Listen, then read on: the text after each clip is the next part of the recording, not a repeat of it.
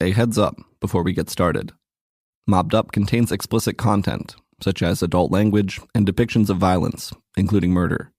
Please be advised that this podcast might not be suitable for all audiences.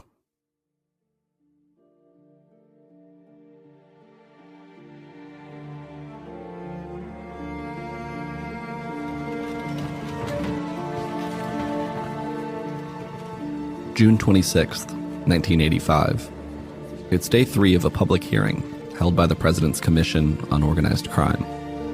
A witness has been sworn in and is ready to begin his testimony. Although this is a public hearing, the TV cameras have all been removed from the room. A screen has been placed in front of the witness. The Deputy Chief Counsel to the Commission explains that this is intended to protect his present appearance, that he has been in the witness security program for the past 2 years. Then, the questioning begins. You are from Chicago originally, that's correct? From behind the screen, a gruff, matter-of-fact voice with a thick Chicago accent replies. That is correct. When did you move to Las Vegas? May of 1978. Did you discuss your intention to move to Las Vegas with anyone? Yes, I did. Who was that? Tony Spilatro. Why did you discuss wanting to move to Las Vegas with Tony Spilatro? He had to have permission to move out there. Why do you have to have permission?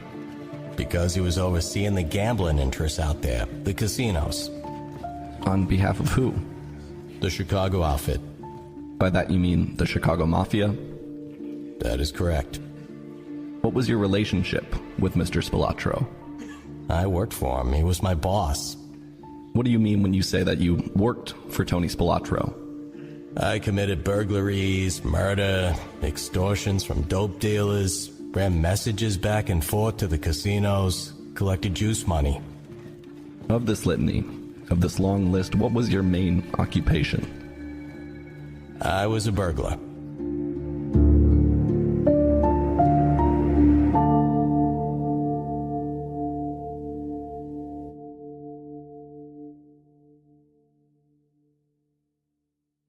Once you got power, a lot of power, you don't care about the money no more. For the Las Vegas Review-Journal, in partnership with the Mob Museum, I'm Reed Redmond. He's one of you, you kill him.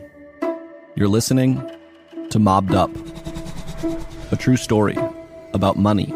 You're not supposed to have a profile like that, especially in Vegas. Crime. You want to be very quiet so you can steal the money. He always said, if you pull a gun on somebody, you finish it, because if you don't, it's going to come back to haunt you. And I remember saying, what's going on here? And he's saying, they're trying to kill me. And I said, who's trying to kill you? And then he shut up. And the fight for control of Las Vegas. The FBI will continue to look to the future, to use the latest and most sophisticated techniques to fight organized crime.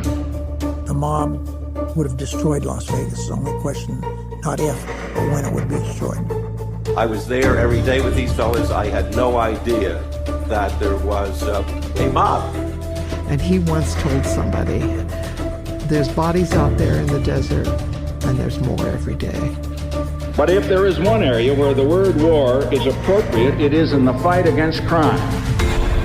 When you grab him, you'll bring him to the desert. You're going to know where the hole has been dug.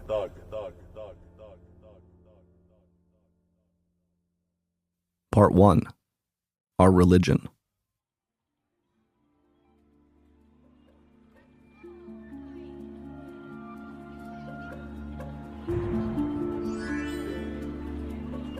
Las Vegas was better off when it was run by the mob.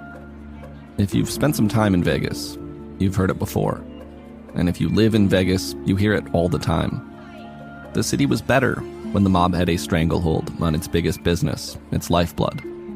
When the Las Vegas Strip was largely mobbed up, and crime families from all over the country, New York, Los Angeles, Kansas City, Cleveland, Milwaukee, Chicago, had a tight grip on the flow of cash from many of the casinos. The people who say that that Las Vegas was better in those mob days, they miss the comps.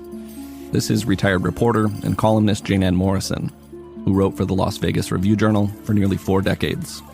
locals went to the hotels and were treated very nicely as locals, and they got lots of comps, and they didn't have to pay for food, drink, or shows, and people took care of them. They felt like the town liked them.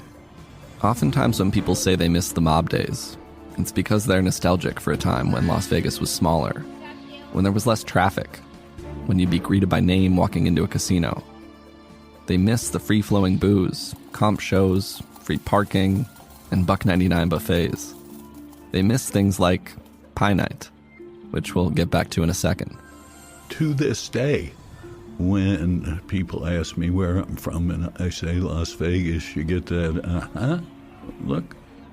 The voice you're hearing belongs to Stan Hunterton, who moved to Las Vegas in the late 70s to prosecute the mob as a special attorney with the U.S. Department of Justice Organized Crime Strike Force.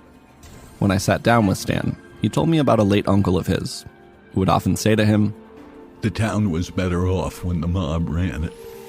Stan says his uncle had a fair perspective, one based on his experience living in Las Vegas during the mob days.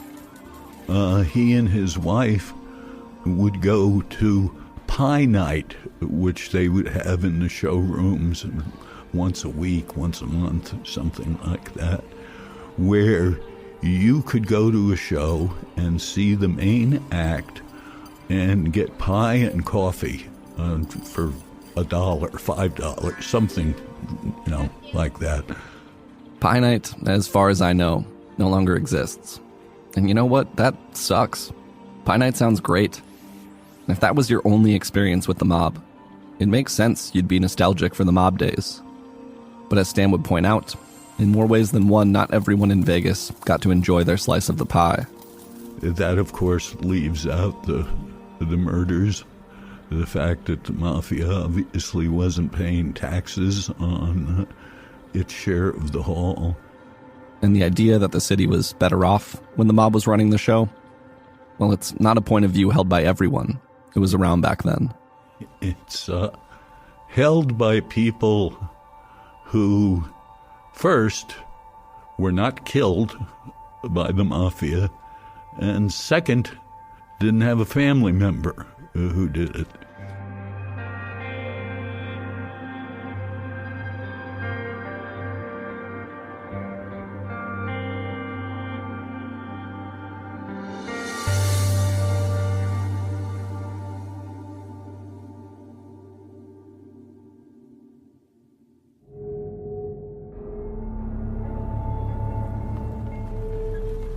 Thursday, October 11th, 1979. It's about 4:30 in the morning as Jeannie Listener pulls up to her home in Las Vegas. She'd rushed back from the Aladdin, a hotel and casino on the Las Vegas Strip that has since been demolished, where she worked as a cocktail waitress. Jeannie had called home multiple times during her shift that night, but all of her calls went unanswered. Her husband, Jerry Listener, was supposed to be home. Worried, Jeannie had decided to leave work to go check on him. She hurried home from the Aladdin, and when she pulled up to her usually neat, ivy-covered 2-story home, something was off. The garage door was open, and the garage light was on inside. And there was blood in the entryway between the garage and the living room and leading from the garage to the backyard.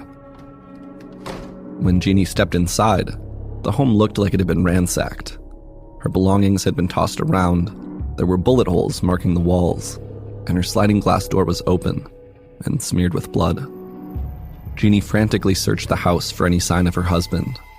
Then she went out to the backyard, where her pool was located. The water was bloodied, and she spotted a body floating, face down, wearing a t-shirt and bathing suit. His wife tried to get a hold of him apparently on the phone. This is true crime author Dennis Griffin. And called a couple of times, and when he didn't answer, she took off from work and came home and found the body. Jeannie screamed, recognizing the body as that of her husband, Jerry. Yeah, she obviously was very upset. Find her husband floating in the swimming pool. Still screaming, she tried to pull her husband's body from the water. Some of her neighbors were woken up. One would tell the Review Journal that their dog had been barking from their backyard earlier in the night, and that at about 4 a.m., quote, "I heard this woman screaming. Help me, help me, help me!" My wife jumped up and got my son, so he jumps over the fence, and in the meantime, I got over there with my wife." They helped Jeannie pull her husband's body from the water. According to the neighbors, she stated, "Oh, he's not dead. He's warm." But when they checked for a pulse, nothing. More neighbors showed up, and they made efforts to revive him. But the 46-year-old husband and father of two was already dead. The coroner's autopsy would reveal that Jerry Listener died of multiple gunshot wounds to the head.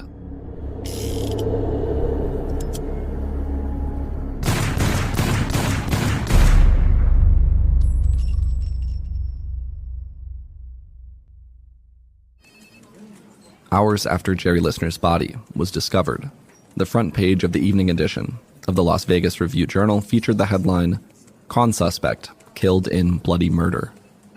At the time of his death, Jerry was a con suspect. He was suspected of running a con game in Washington, D.C., and was free on bond following an FBI arrest 2 months prior. He was set to be tried in a few weeks in Washington, D.C. The con game he was allegedly involved in sounds like something straight out of a movie. In fact, an article published in the Review Journal at the time compares it to the last scene of the 1973 movie, The Sting, starring Paul Newman and Robert Redford. Here's how it worked, according to a conspiracy indictment filed in federal court. Jerry Listener and his associates lured a bunch of businessmen to Washington, D.C., where the targets of the scheme were supposedly going to trade suitcases full of clean cash for a larger amount of stolen money. Money that presumably never existed. When the businessmen handed over the cash, police officers, or conspirators who were dressed as police officers, would stage a fake police raid and confiscate the suitcases. The targets of the con game would walk away, gladly leaving the money behind, just thankful that they hadn't been arrested. By the time undercover officers and FBI agents infiltrated the group running the con, the indictment alleges that they netted at least $278,000 off the scheme. That's close to $1 million in today's money. In total, 8 men were arrested. 4 were former police officers, 2 were current officers, and 1 was, of course, Jerry Listener, who was ultimately charged with bribery, interstate transportation of stolen property, aiding and abetting, and grand larceny. In the days following Jerry's murder, investigators said they did not believe the Sting case was directly connected. There were, however, plenty of other rumors going around. The day after Jerry's body was discovered, another article was published in the Review Journal, in which staff writer Clyde Weiss wrote, "Sources say it was believed Listener had been a bagman for the mob, a carrier of money. It was also rumored he was an FBI informant, unorganized crime."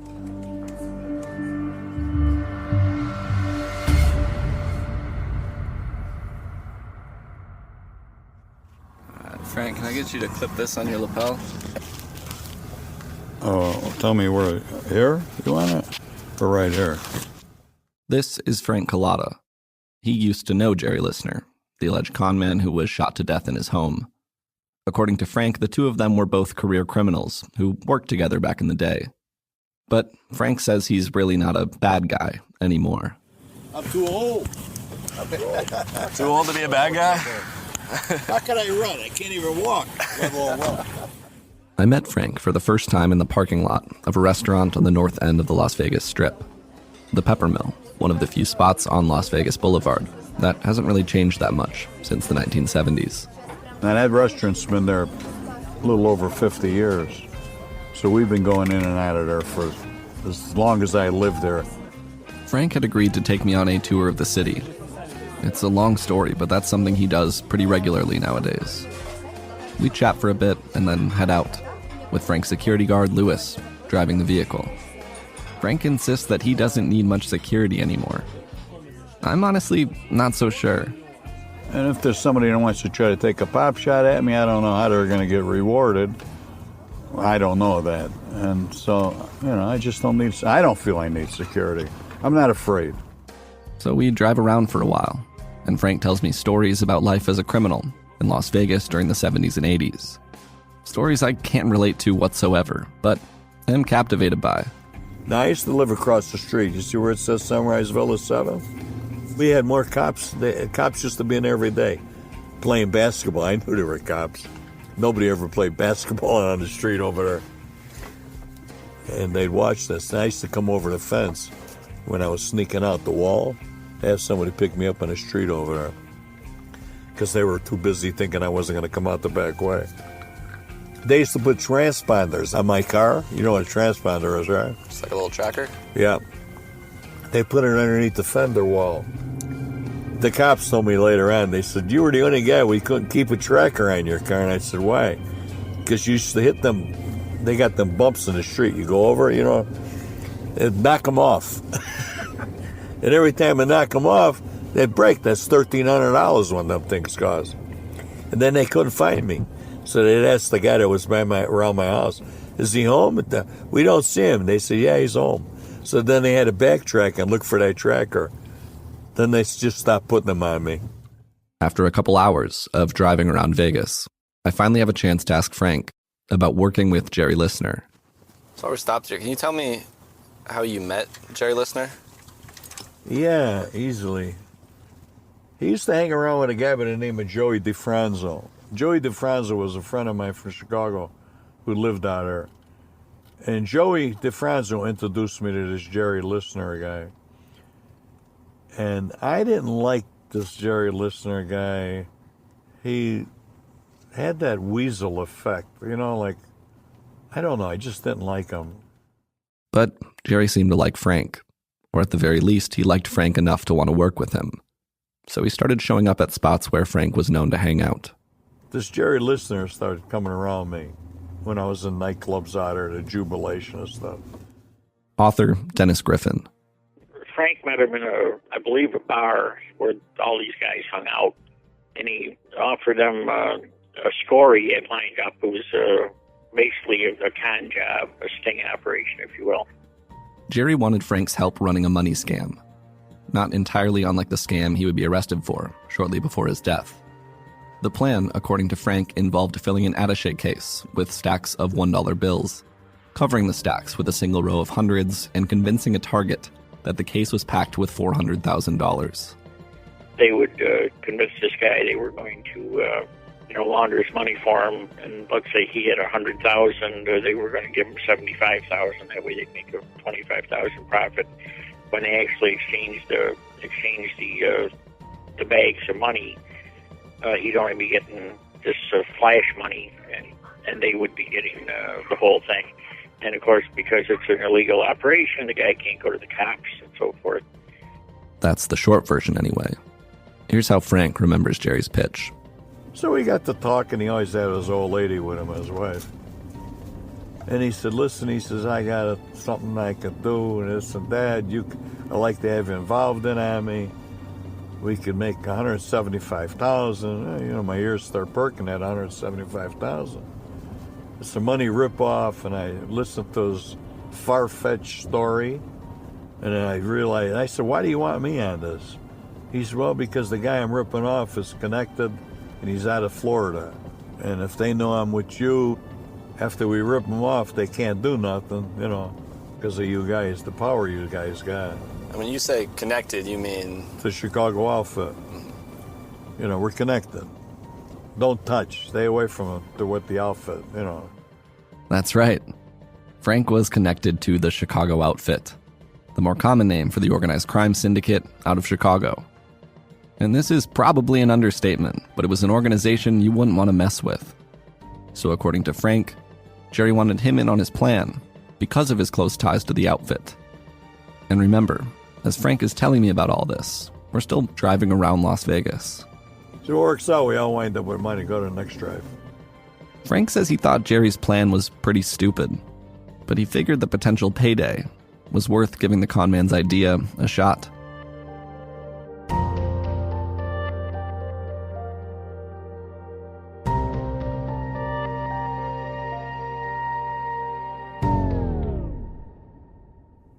We did it, him and I, this kid Jerry and I, and it didn't work out. And I was sort of mad at him, you know, because I thought it was stupid anyway. We had to do it in Washington, D.C. And his brother-in-law was a cop out there, and we were going to use his brother-in-law as a cop. It's a confusing story, a long story. I don't want to go through it. And it fell apart. Nothing happened. They went to Florida, spent money and time and money in hotel rooms and expenses and all this, and the whole deal fell apart. The guy got cold feet or whatever, and he canceled everything. So Frank was not happy about that. It was a big waste of time and money, in his opinion. But listener offered, I guess he said he felt guilty, and he offered to give Frank some Quaaludes or something that Frank would be able to sell for him and make some of his money back, make the expense money back. So that's how Frank got involved with him, was through this failed money laundering scam. The scam didn't work out, but that wouldn't be the last time Frank would be in touch with Jerry about a business opportunity. Eventually, as I'm driving around with Frank and his security guard, we reach a residential neighborhood. The neighborhood isn't far from the Las Vegas Strip, maybe a 10-minute drive. But aside from a handful of the more imposing casinos peeking out in the distance, over the tops of houses, you really wouldn't know it. It's quiet. Not exactly the kind of scenery that makes it into the What Happens Here ads they run on TV all over the country. We drive down a tree-lined street, dotted with single-family homes, and as we're approaching an intersection, Frank spots the house he wants to show me. Well, that's where he was killed, in that home. See where that Mercedes is and that limousine? That was his home. After the break, what happened to Jerry Listener?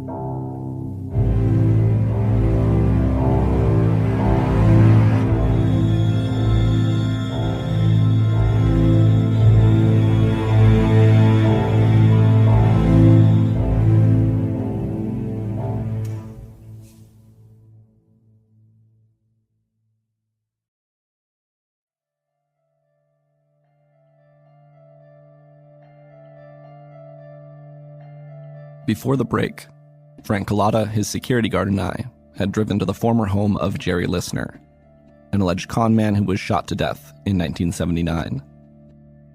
As we're sitting in Frank's SUV outside the home, I'm trying to wrap my head around what happened there 40 years ago. Well, I happened to be sitting next to one of the only witnesses to Jerry's murder. See, Frank was at Jerry's home the night he was killed. They'd set up a meeting for the night of October 10th, 1979, to discuss a business opportunity. Frank wasn't Jerry's biggest fan after their failed money scam in Florida, but if there was money to be made, what did it matter? So Frank had reached out earlier that day to see if Jerry would be up for running another con with him. Frank called Listener and told him, he said, I need to talk to you about a deal. When can we get together? And Frank said, but it's got to be private. So Listener was married, but his wife worked at one of the casinos. And he said, my wife will be gone at work. He said, you can come over and such and such. I think it was October 10th, 79. And Frank said, okay. Frank headed over to Jerry's home, and Jerry let him in. And they went inside, and Frank said, I thought you were going to be alone. Listener said, I'm alone. Like, I heard a noise coming from down the hall. So the Listener says, oh, nobody's here, I'll show you, follow me. So the Listener starts down the hallway toward the interior of the house. We're still sitting outside the house as Frank tells me what happened next. And he let me in. I was going to talk to him about another one of his money scams, that I had. I was lying to him. Frank wasn't at this house for a business meeting. I didn't have any gloves on because it would have looked a little funny, right? With gloves on. And when he opened up the door, I proceeded to start shooting him in the head. And he didn't die right then. As I said, he ran. And Frank says, the bullets hit. He said, I couldn't miss. I was, like a foot away. He said, I saw stuff fly out of his head and hit the wall. He said, but Listener just turned around and says, what are you doing? Frank wasn't using a silencer, but he tells me he'd taken some of the gunpowder out of his bullets to cut down on noise. And I broke the loads down. I made half loads out of them. As he recalls, the shots were still pretty loud, and apparently the bullets were less effective. Round after round after round hit Jerry in the head, but to Frank's surprise, his target was still standing, and once he processed what the hell was happening, that Frank was here to kill him, he tried to get away. Frank chased him, emptied the rest of the rounds into his head as they were running, and listener still didn't go down. He finally, when he got to the garage door, collapsed to the floor, and Frank has an empty gun at this point. The listener is thrashing around. Frank gets on top of him. But the listener's still very lively. I think Frank's trying to find something else to use to finish him off. There's a knife on a ledge or windowsill or something nearby, but Frank can't quite reach it. There's an electric water cooler there that he can reach, so he yanks the cord out of the water cooler, the electric cord, and he's going to strangle the listener with it. And when he wraps it around his neck, the cord broke. Somehow, Jerry was still alive. But Frank hadn't shown up alone. He had backup, and at some point his partner, a guy named Wayne Matecki, came in to see what was taking so long. I emptied that revolver in his head, and he still was alive. So we had to reload it. Fortunately, he brought extra bullets, the guy that was with me. And I emptied it out in his head, and then he finally died.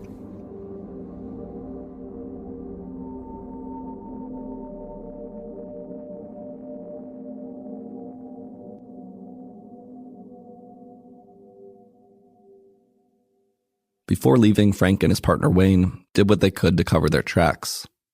They didn't want to leave fingerprints on Jerry's clothes, so they dragged the body out to the pool and slid it into the water, legs first. As we slowly drive past the front of the home, Frank points at a concrete brick wall wrapped around the backyard. Swoop the house, you can see it? Just swoop it. The swimming pool where I dumped his body was right behind this wall here. See this brick wall? That's where I trim in the water. After sliding the body into the pool, Frank and Wayne went back into the house. After they finished listener off, they ransacked the house or searched the house because they were concerned that he might have recording devices or something. So they wanted to make sure there was no evidence. And when they went through the house looking for stuff, that had the effect of making it look perhaps like a burglary. They didn't intend it to do it, but the police kind of thought that, well, maybe, it was a hit because the listeners' grand jury stuff, and the killers intentionally tried to make it look like a burglary to throw everybody off. But it wasn't done with that intent. It was done because they were looking for any possible evidence that might tie them into the murder. The two killers drove off, leaving behind a disturbing and bloody scene. The scene Jerry's wife would come home to in a matter of hours.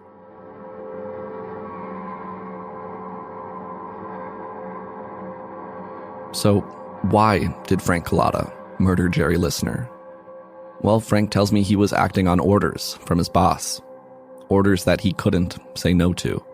When you're ordered to kill somebody, you better do it. If you don't, they're going to kill you. They wouldn't come to you and tell you to kill so-and-so if they thought you would say no. You know what I mean? His boss at the time? Anthony Spilatro, a high-profile reputed enforcer for the Chicago outfit. For reference, if you've ever seen the Scorsese film, Casino, Tony Spilatro served as the inspiration for Joe Pesci's character, Nicky. Here's Jeff Schumacher, Vice President of Exhibits and Programs at the Mob Museum. When you look at the history of organized crime in America, you really can break down the kinds of mobsters that are most prominent. There are the people who are interested in making money and believe that there are ways to influence the society and the system through money and coercion without resorting to violence. And then there's the other faction of the mob that sees violence as the primary means toward gaining power and more money and eliminating problems. According to Jeff, Tony Spilatro was the latter. Spilatro was a guy who had the old school mentality that violence is a way to solve problems. Whose decision was it to to take out Listener. Was that you or was that Tony? It was Tony. Were you in on the decision?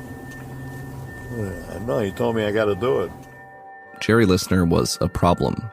At least that's the way Frank Colada says he and Tony saw it. He tells me they'd gotten word that Jerry was providing information about them to the feds. Remember, when he was killed, Jerry was awaiting trial for a laundry list of charges stemming from a money scam in Washington, D.C. Giving up information on a high-profile reputed mobster, like Tony Spilatro, could go a long way if Jerry was shopping for a reduced sentence. See, when we found out the same day that Listener was testifying on us by the guy that used to own Villa d'Est. He called us. Jerry Listener's lawyer was in there, and he was talking to Joe Pignatelli, and he told him that he had a client that lived out here that was testifying on two people. So Joe Pignatelli, he acted like a dummy, and he says, "What's their names? Maybe I might know of them. They might be my customer." The guy says, "Tony Spilatro and Frank Colada." And Joe Pignatelli says, "I never heard of him." So when the lawyer left to go back to North Virginia, or whatever, Virginia, where he was from, Joe calls us, Tony, and Tony calls me, and we come down here, and Joe tells us, and then when we walked out of there, we didn't say nothing to Joe Pig what we were going to do or what Tony wanted me to do. As soon as we got out of the door, he says, "You know what that means, don't you, Frankie?" And I said, "Yep." He said, "You got to kill him." He says, "Or else he's going to put us both in jail. The feds don't know if he's lying or not." That was it. Frank and Tony got word that Jerry might be rolling over on them. So he had to be taken out of the picture. This was the world they lived in. You looked out for yourself, and you looked out for the organization, the outfit. If Jerry was a rat, he had to go. Frank would later tell me that this was just the code he was raised by. All my life I was raised as you never become a rat. That's against our religion, let's say. After he received the orders, it was up to Frank to figure out how to get the job done. So when I was ordered to kill him, it took about 2 or 3 weeks before we could line it up, you know. And how'd you prepare? Well, we had to break the bullets down. Tony said use half loads, less noisier in the house, but that proved to be not correct. It was very loud. The bullet shots were very loud. The Listener hit wasn't the first time Frank had been ordered to kill someone. Before we drive back to the Pepper Mill, the restaurant where I met Frank to go out on a tour, Frank tells me there had been other outfit jobs. Sure were. Do you reflect on that a lot? Do I think about it a lot? Yeah. No, not no more. I did for a long time, but not no more. You know, you need to let it go by you. It's got to go by you. You're going to wind up in a nut house if you think about it, you know. Here's Frank recalling more details about the night of the murder at a 2016 event held at the Mob Museum. So I wound up getting Wayne, and I drove to Burbank, flew to Chicago, met Wayne, asked him if he wanted to do it. He said, yeah. That night we flew back out. We went to Burbank, California, and we drove to Vegas. The reason why we went through that, because at that time, anybody coming from Chicago, they would know. They had cameras and all that shit then back then too. So it all happened in one night. How do you feel about this today? I mean, regret? How do you feel about what happened? Well, of course I have regret now, you know, but at the time I didn't have regret because it was just part of my life. I knew no better. I didn't know any better. And now I regret it, but you know, I can't bring them back. I can't bring any of them people back. It was the wrong thing to do. But I was in an organization with people that everything was justified. And if I didn't do that, I would have been whacked. So you don't go up to somebody and say, I want you to kill this guy. And if you say no, then you're dead. That's the way it was with the organization, the outfit. Frank tells me you have to find some way to justify it. And the way he saw it, he was fighting a war. You know, of course I feel terrible about what I've done. But I always justified it. You might get a little upset when I want to say this. But you know, our military guys, they go overseas and they kill a lot of people, you know, for their country, you know. the outfit was my country, let's put it like that, you know? So we did what we had to do, and that's the way it went.